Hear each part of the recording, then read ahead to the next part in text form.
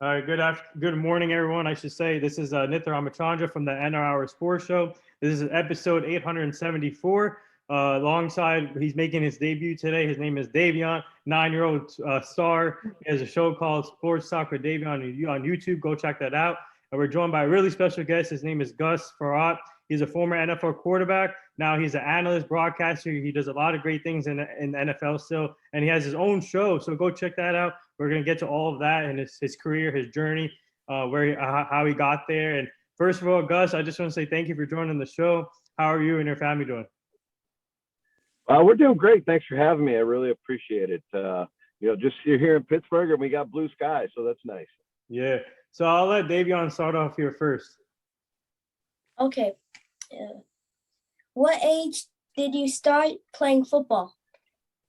Well, thanks, Davian, for that great question. I started when I was in 7th grade, and I didn't really like it. The first time I ever played, they put me on the line. I hated playing line because somebody was smashing into me every play. So eventually, I switched to quarterback and liked it a lot more. Wow. Yeah. So I want to ask you. Obviously, you grew up in Pennsylvania, and what was it like growing up as a kid in Pennsylvania? And when did you get interested in playing football, especially football? But outside of football, did you get to play any other sports? And who was your role model? Well, growing up in Pennsylvania, in Pittsburgh in the 70s, for me, Steelers were always huge. I had my number 12 because of Terry Bradshaw. Mm-hmm. And I played every sport that we had. I played baseball in the spring, basketball in the winter, and football in the fall.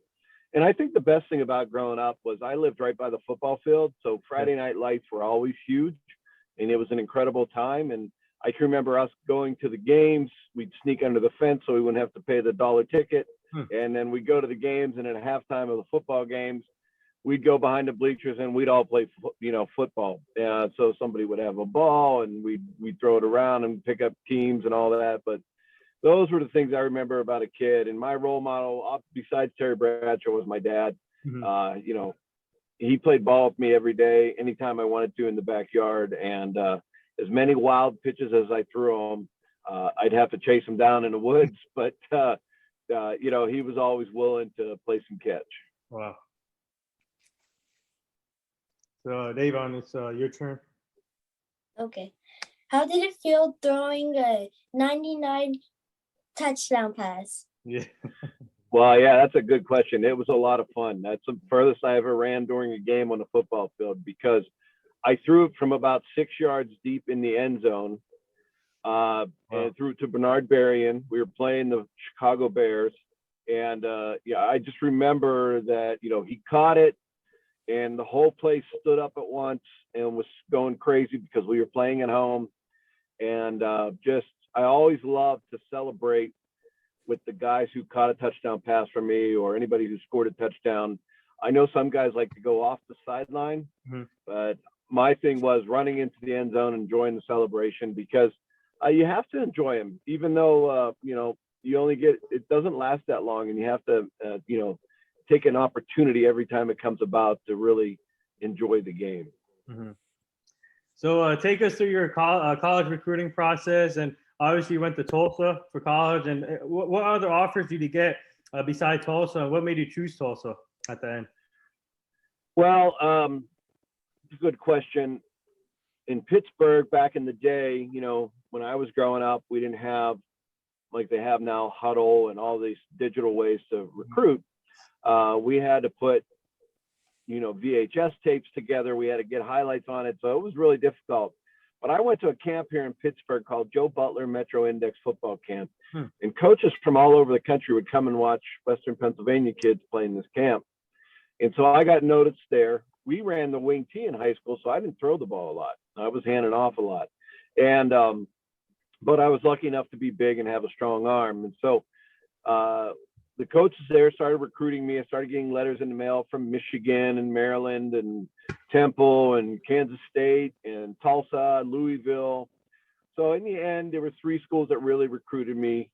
Kansas State really wanted me to come out there, but that was I wasn't, I was a kid, never been on a plane before. I'm like, I'm not taking 3 planes to get to Kansas State. So, and then Temple recruited me. And it just wasn't I didn't fit in there. So the last 2 were coach. He was great. I mean, a lot of stuff came with him. He coached a lot of incredible people, but he wasn't as personable as the head coach from Tulsa, Coach David Rader. Mm-hmm. And Coach Rader literally came to my house twice, flew up from Tulsa to come visit me. And so that really made my mind up. Tulsa threw the ball a lot. They had a very good offense, but that made my mind up was Coach Rader taking the time to come visit me in my home twice and saying, we really want you. So that pretty much sold it for me. Wow. Oh, Davion. Okay. What city had the best food? What city has the best food? Oh my gosh. Good question. That is a good question because there's so many restaurants I like from every city. But I will say this, that everybody has a different style of food in every place I live. Since I played with 7 teams, we got to really try everything. Yeah. But some of my favorite was obviously when my first stop in Washington D.C. There was incredible restaurants. One of my favorite restaurants is called Enrique. It's kind of like a Tuscan Italian restaurant in D.C. And so Chris F. and she was incredible. One here in Pittsburgh, my buddy who was a chef owned it. It was called Acorn, and now he's left and started his own bagel place, and he's called it Gussie's. So it's kind of cool. He's naming it Gussie's, but we're good friends. And then in Minnesota, believe it or not, there were some incredible restaurants in the Twin Cities, and they had great food. Wow. Yeah, so take us now. I want to ask you about the draft experience. You got drafted in 1994, round 7, pick 197 by the Washington Redskins, but now called the Washington Football Team. So take me to the draft experience. What was it like waiting with your family, waiting for your name called, and finally getting your name called from Washington? Yeah,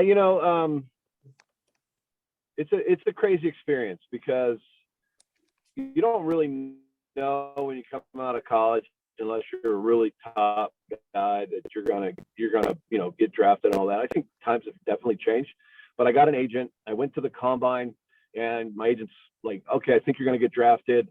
So you go through that process, and then before the draft day, my parents have a big party at their house and invite all the family over, and so we're there. The first day, nothing happens. The second day, you get the phone call from the team.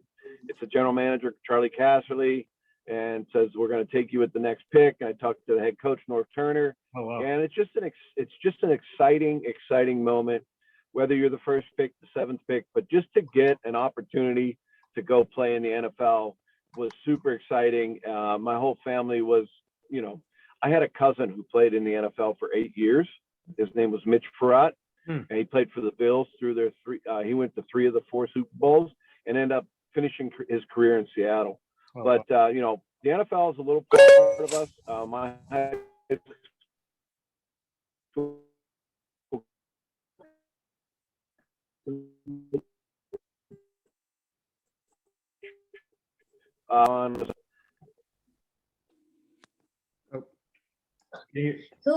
Who was your favorite QB? Oh, wait, no. Oh, who was your favorite QB when you were a kid?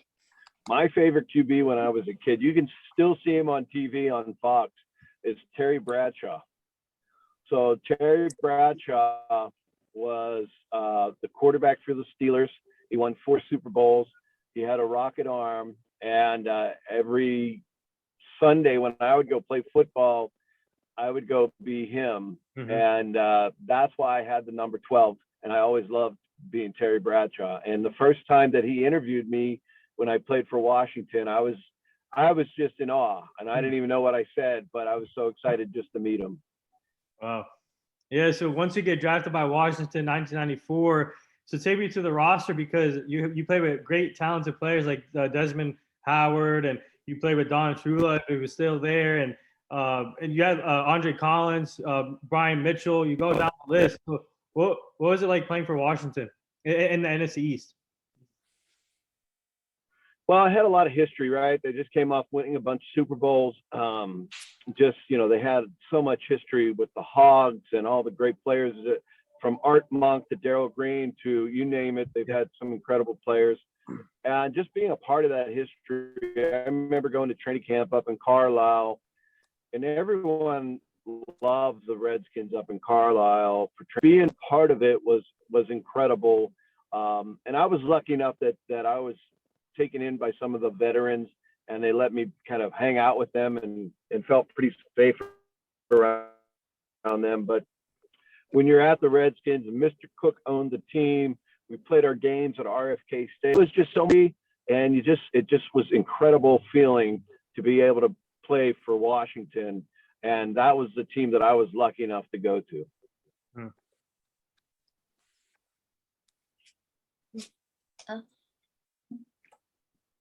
Did you want to play a different position in football? Did I want to play? No, I did not. I'll tell you what, when I was in ninth grade, I had a bad accident and I broke my neck. And from that point on, I only played quarterback because I didn't want to tackle anybody anymore and had some really scare. But I got over it. My body healed, which was great. But I ended up playing quarterback the rest of my career and never played any other position. The only other position I ever played was I was the holder for the kickers. So you see the guys that catch the ball and hold it for the kickers? I did that my whole career as well. Wow. Oh, that's interesting. So obviously you play with a lot of different teams: Detroit Lions, Broncos, Bengals, Vikings, Dolphins, Rams, and Vikings again. So take me to that. Was it hard for you and your family moving? Obviously, sports is a business and a lot of movement is happening. But for you, how tough is it for you moving from team to team? But the pro side of it, you get to learn different cultures, different teammates, different personalities. So, but what was the adjustment like for you moving from team to team? Well, going from team to team, the first time was hard. We kind of had some roots in Washington, 5 years there, and then we go to Detroit. And I'll tell you a quick story of why it was hard. So I'm in Detroit. I'm working out in the off season. My wife comes up with all the kids. We're going to find a house to rent because we never wanted to be apart. I didn't want to commute by myself. We always wanted to stay together as a family. That was very important to us. And she came up, and I have to pick her up at the airport. So I'm driving up to pick her up in our SUV. Oh, wow. And she's outside the, where you pick people up at the airport in Detroit. And this is the old airport. And she is just absolutely crying. Tears coming down her face, and I'm putting the kids in their car seats, and what's wrong? Why are you crying? And she said I can watch, and we were all comfortable. And then she comes to Detroit, and she has to uproot all of our kids and our family, and Wow. And the first thing she sees is a rat the size of a cat. So that's just how it was. And we moved around a lot, but we always stayed together, and it made it a lot easier. When you go home and you're able to be with your kids and your wife and your family and have that great support, it always makes a win or a loss better, no matter what it is. What team did you enjoy the most playing with? What team did you enjoy playing with the most? I enjoyed all of them, buddy. But I think, my first team I really enjoyed was Washington. But I had so many great memories of every team that I played with, and all the guys that I've got to meet over the years, were incredible. I got to play with the Minnesota Vikings twice. They were a lot of fun to play with. I got to play in Denver. Denver was incredible. We had some great teams. But I would say, no team was my absolute favorite. I enjoyed them all, and I was very grateful and humble to be able to play in the NFL. Yeah, so I want to ask you, what were the best, obviously the longest pass was 99 yards, one of the best games, I think, in my opinion. And for you, but what other memories do you have sharing with your teammates and experiences? What were the best moments and the funniest moments that you had? I've had all kind. I was a kind of a prankster when I played. I love to play pranks on people. So Ryan Fitzpatrick, who's the quarterback of Washington now, he was in his second year when I got to St. Louis, and I would play a lot of pranks on him. He had a great personality. He was a great kid, and he let me play all kind of pranks on him. So I would do things like every game, make his pants a little smaller and switch the stitching around, do things like that. And I would tell like the USA Today that Ryan Fitzpatrick had 20 cats, and he lived at home, and so, which none of it was true, but it was just a lot of fun. And he always did that. But memories on the field, playing in the last game at RFK, playing in the new stadium in Washington, like you said, the 99-yard pass, winning in the last seconds when I was with Denver and we beat San Diego. There's so many games that were incredible, and all the locker room. I think that's what a lot of guys really miss, is that the locker room, the camaraderie, everything that you can do and see everybody every day. And it's like you said, there's different personalities, backgrounds, and the best thing you could do is get together and try to win as a team. And I really believe it all starts in the locker room. And one of my favorite things to do was I would always in the off season schedule a paintball, and the whole team could go paintballing. And obviously we weren't using high powered guns and everybody was protected, but it was just such a great way for everybody to have something to talk about that we all did together. And it doesn't matter what background you're from. Those are just fun times, and it brings us closer together as a team.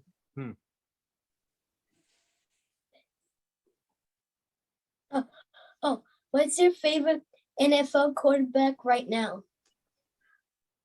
Wow, that's really good. My favorite right now is Ryan Fitzpatrick because he's such a close friend of mine.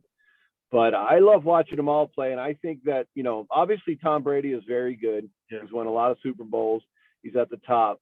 But two guys that I really like to watch play are Patrick Mahomes and Justin Herbert. I think they play the game like I would love to play the game, and it's just a lot of fun to watch them every Sunday. Yeah. So speaking of the quarterback now this generation, obviously you're a former quarterback yourself, and now you're a broadcaster analyst, so you're close to the game still. What do you like about the evolution of quarterbacks? Now we have a lot of quarterbacks that are more athletic, they run more outside the pocket. Like for example, Dak Prescott, Russell Wilson. You got Trey Lance now coming in. What do you like about the quarterback evolution? But you still have veterans like Tom Brady, Ryan Fitzpatrick, and all these other veterans still out there. But what do you like the comings of the young quarterbacks now? Yeah, I think it's obviously there's a lot more shotgun now. I think back in the day, we were, if you look back, there weren't a lot of guys in the shotgun. Even guys who threw the ball a lot were under center, because you always wanted that. I think coaches back in the day felt like you always wanted that threat to run the ball. Whereas in shotgun, it's kind of like, yeah, there's a threat to run the ball, but it's just not the same as lining up and your lineman in a 3-point stance and getting after it, right? They're always in a 2-point stance. It's a little different, but I would say that's the biggest change for me, just being in more shotgun quarterbacks, throwing the ball more of the quick screen stuff. When I was kind of at the end of my career, there was more of that coming through, but more of those quick screens, getting rid of the ball faster, trying to put more pressure on the defense. And now the defenses have changed. So I love the progression of it all. And, I'm sure the next progression that we see will be incredible as well. Mm-hmm.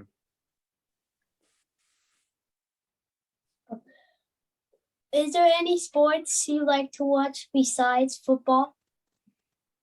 Yeah, I love to watch hockey and basketball. So basketball is a lot of fun for me to watch. I really started watching it even more during COVID and the pandemic when they had the bubble. Yeah. And the guys were all playing. It was so much fun to watch. And I loved watching it because of my sons. My sons loved watching it. And we collect baseball and football and basketball cards from all vintage to new stuff. And so it just got us into knowing the players a little more and knowing all of the sports a little bit better. And my sons really love it. So it keeps us in touch as a family. And it really lets us kind of take hold and learn a little bit more about every player. It's pretty interesting when you look at the back of cards. It always has little tidbits about everybody, where they're from or what they like to do. And if you go back and look at some of the old cards that I have, it's pretty funny to look at some of those things on the back of an old card, like a Mickey Mantle, Roberto Clemente, and it'll have these little things of what they say, and you're like, wow, this is crazy. Like, you never knew some of the stuff. Wow. Yeah. Speaking of cards, do you collect yourself? I have, yeah. So when my dad was still alive, my dad got. So when they make a card of you and you're in the NFL, they send you that card unless it's a very special card, like an insert or something. But they send you every card. So I would send all of them to my dad. So my dad had a huge collection of me, and when he passed, I got that whole collection. So I have a whole closet full of cards. And I don't think the '90s were the greatest decade for making cards, or the early 2000s, but I have a lot of them, and so I usually try to give them to people, and I get a lot of fan mail and send them to everyone. Yeah. So I want to. Speaking of jersey numbers, a lot of obviously jersey numbers means a lot to some of these athletes. So for you, what was it like wearing number 12? Like you said, Terry Bradshaw is your role model, and also Tom Brady's wearing number 12, Aaron Rodgers. So you basically all of you guys are in the number 12 club. So what's it like? What was it like wearing the jersey number 12 for Terry Bradshaw and obviously Tom Brady and Rodgers? Well, it's pretty interesting that we all have a role model or somebody we look up to who came before us, and that's why I had number 12. I'm sure that there's a reason why Tom Brady or Aaron Rodgers, they have number 12 as well. But it's really cool when you see the other guys that have worn that number. The only year I didn't get to wear it was when I played with the Dolphins, because Bob Greasy had that number retired in Miami. And you couldn't wear number 13 because it was Dan Marino, so I had to pick number 11. Wow. But that was the only year I couldn't wear it. And it's just, when you wear that number, it doesn't make you a better or worse football player, but it's something that when you put it on, you have some pride in, and you want to be like the people that you look up to that were great wearing that number. Mm-hmm.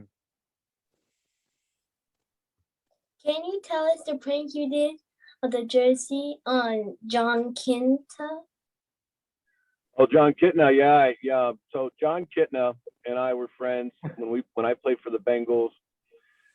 And when I left the Bengals, he and I were still friends, and I still knew the equipment manager. And so we used to call each other. We had a really bad name for each other. We called each other Fatty because we weren't like ripped and like a lot of the other guys but we were in really good shape. We just weren't like ripped like everybody else. And so we called each other Fatty. And so when I left the Bengals, and I was playing for the Vikings, I called back to the equipment guy for training camp, and I said, hey, can you take, instead of Kitna on the back, and put the name Fatty on the back and just hang it in his locker? He'll never know. So he put it in his locker, and he wore it out to practice for training camp. And everybody was calling him that. And he was like, what is going on? And then he texted me after practice and said, you got me. That's a good one.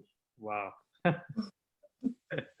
Yeah. So now looking back at your career, obviously over 114 touchdown passes, over 21,000 yards, over a 74.2 quarterback rating. How grateful are you to be in this position, to be able to play the game you love and play the same game as Terry Bradshaw, your role model, and get to your goal and play with different kind of teams, and now still being involved in the game as an analyst? Well, you play the game for a long time. I was involved. I played football for 25 years straight, and then you get done and it's like kind of over. So you try to figure out what you want to do next. And I was so grateful and so lucky that I got to play, and then got to play for so many teams. It would have been nice to play for one team and keep my family in one place, but we learned a lot. We grew a lot as a family just because we moved all over the country. And I thought that I was so lucky. No matter who I got to play for, I just wanted to be the best, and I wanted to play as much as I could. So I was very grateful for all the coaches, the general managers, the people that had some faith in me.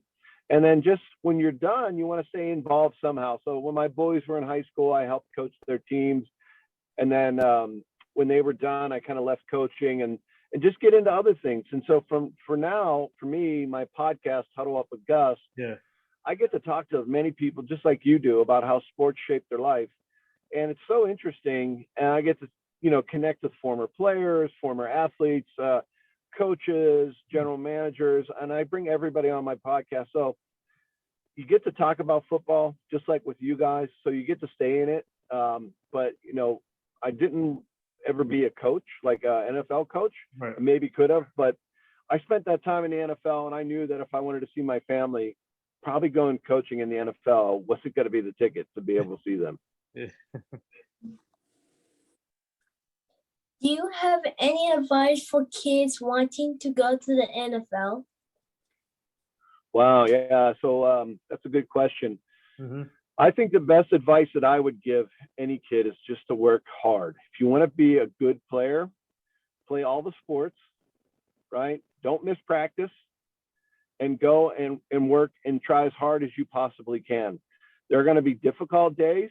You're going to have to overcome problems. For instance, in 8th grade, I broke my foot and I tied my shoe tighter, and I played the whole season with a broken foot. In 9th grade, I broke my neck, and I didn't play for a year. And then I played every sport. So just enjoy it, work really hard, listen to your coaches, do what they tell you, and study. You have to study. I think the smarter you are, the better player you will be. Well said there. And now I want to ask you, speaking of your podcast, how often do you do the shows, and do you have anything else like big coming up for your show? Yeah, so I do the show once a week. I put it out once a week. We put it out on a platform called Sounder FM. Mm-hmm. I have a team of 2 people. I have an engineer and a lady who helps me. Her name's Terry. She helps me get all my guests. And, we've had some incredible people. I just interviewed Joe Namath, which was so much fun. Wow. Joe he grew up in Pittsburgh like I did. He went away to college at Alabama, like I went to Tulsa.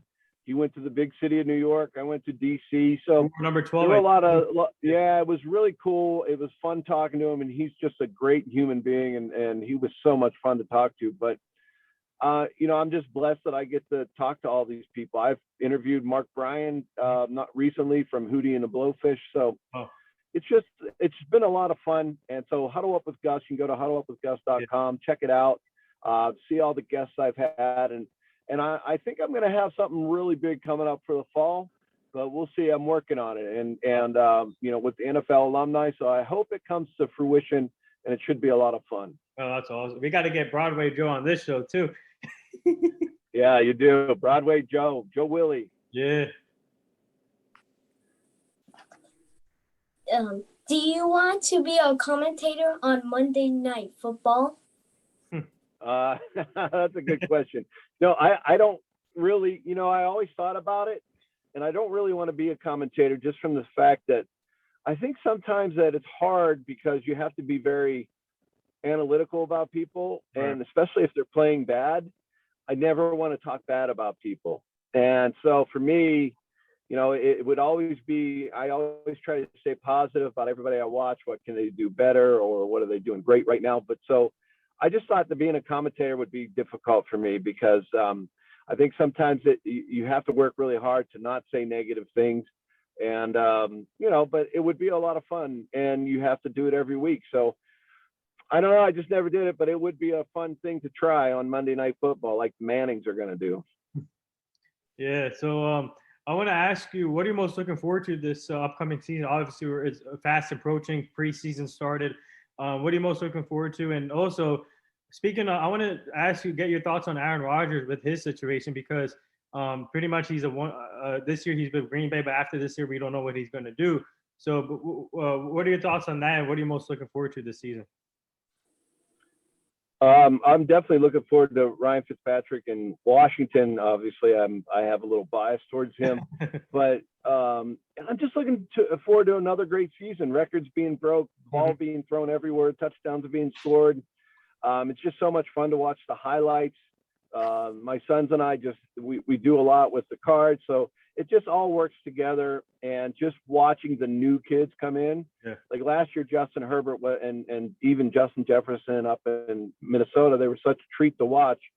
But there's always somebody that's going to surprise you. Yeah. And in the NFL, it's always fun to watch that. And I think with Aaron Rodgers, people say a lot, like people don't understand that as NFL players, we can be cut at any time, and they don't have to pay us our money unless your contract is fully guaranteed. And that's not the case. That's probably 1% of all the players that, maybe like a Kirk Cousins, but not many guys have a fully guaranteed contract. And I feel when you're the best, he was the MVP last year. You need to pay him and you need to support him like he's the best player. And if he's asking for some things, you should give it up, because the best players deserve that. They work really hard. They give you every ounce of sweat, blood, and tears out in the field. And, he'd be a great person to stay at the Packers. And I would hate to see them lose him after the season. Yeah. Who do you think is going to win the Super Bowl this year? Ooh. Oh, that's a good question. I don't know. I mean, everybody's picking Tennessee. They look really good, but I don't think you can count Kansas City out. Yeah. And it seems like you can never count Tom Brady out. So what Tennessee has built down there, they got a great running game. Tannehill's playing really well. They got a good coach. He's put together a great defense. But can they win the big one? And they haven't proved that yet. But, I never can count Patrick Mahomes out and that team. So I hope if they can build their defense back up and stay healthy. And I think it really comes down to what team can stay healthy all year. And the Steelers have a chance. I love the Ravens too. It's just going to be so much fun to watch everybody this year. So you're gonna hate this because I'm a big Dallas Cowboy fan here. So what are your thoughts on Dak Prescott and this whole team? Do you think Dak Prescott coming off this injury can take the next step? Obviously signing that big extension for us. And what are your thoughts on Dak Prescott? Do you think he can take the next step? Well, I love Dak. I think he's a team player. He's a great leader. I think that if he can stay healthy and his injury can heal up 100%. Yeah. I think that, the Cowboys have just as good a chance as anybody else. They had a tough year. They lost Dak. They lost most of their linemen. And I think, Ezekiel Elliott has a great year. They can do really well. I mean, they have 3 incredible receivers. And Dak has a lot of places to go with the football. And so, I think it comes down to, can they call the right plays? Can they put the right guys in the right position? Because I think they have the talent to do it all. Yeah. But, if they can stay healthy, I think that's like any team. If they can stay healthy, they have an opportunity. Who do you think is going to be MVP this year? Well, that's a good question. That's hard. Like, good question, yeah. I don't know. You look at what Aaron Rodgers did last year, and he became the MVP. I'm looking for somebody young. It'll probably be a quarterback. Usually that's what it is. But I look at like Aaron Donald, he might be the MVP on defense again. On offense, I love watching Lamar Jackson play. And so I hope it's Lamar, but I don't know. But I always pray for my buddy Fitzy. I hope he has a great year and go out in style. So I want to ask you about the Hall of Fame real quick, because we just finished off the Shryman thing last weekend. It was a nice event, and obviously you played for the Rams. So I want to get your thoughts on Isaac Bruce getting in. Yeah, no, I thought it was great. I didn't get to go over to see Isaac, but what a career. We came out the same year. We played against each other in college. Just an ultimate pro. I think when those guys go into the Hall of Fame, they did so much for the game of football, and they just were incredible talents on the field. And, their work ethic is what got them there. And so everybody who went in, whether it was a coach or a player, just deserves to be there just because the way they approached the game of football, the way their work ethic was. Obviously Isaac Bruce, greatest show on turf. Isaac, Torrey Holt, Marshall Faulk, all those guys that played in that team, there's a lot of them that deserve to be in the Hall of Fame. And also Peyton Manning getting into, what are your thoughts on that? That's a great. I loved his speech. I thought Peyton was great. My son this year, my son Gabe, got to he was an intern at the Hall.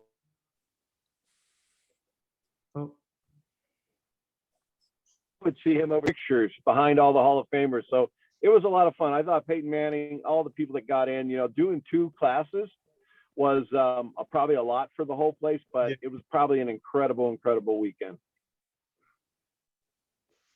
Do you think they should allow football to be in the Olympics? No, I don't. I don't think that football could be in the Olympics yet because not enough countries play football. The football that every country plays is more soccer. But for us, trying to expand American football is tough. Trying to go to other countries and teach it is hard. There's a lot of intricacies, and it takes a long time for people to learn how to play it. And then there's always a language barrier. But I know that people like the NFL alumni, NFLPA, there are a lot of people out there that are trying to go to other countries and start football. Would I love to see in the Olympics? Yes, I would love to see everybody go out and play it. And we would love to see our all-star team compete and win a world championship. Wow. Yeah, so before we get to the last two things here, I want to ask you about the late Bobby Bowden. What a great head coach. And in my opinion, he's one of the best recruiters out there when it comes to recruiting players from high school. And what was your reaction when you heard the news that he passed away? And obviously a Florida State legend. And did you ever get recruited by him?